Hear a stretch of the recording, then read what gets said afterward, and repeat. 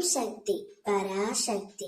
என் அன்பு தங்கமே, உன்னுடைய கஷ்டமான வாழ்க்கை மாற வேண்டும் என்று என்னிடம் வந்துள்ளாய். என்னை நம்பி வந்த உன்னை நான் எப்படி கைவிடுவேன்? நான் உன்னை நிச்சயம் கைவிட மாட்டேன் தங்கமே.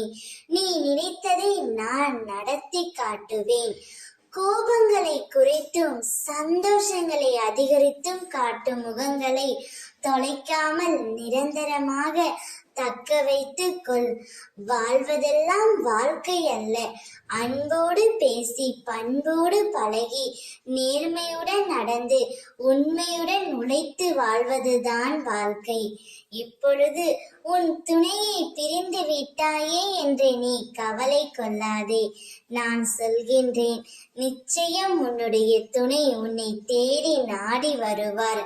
வாழ்க்கையில் ஆசைப்பட்ட எல்லாமே கிடைப்பதும் இல்லை, கிடைத்ததை வைத்து வாழ்வதும் இல்லை.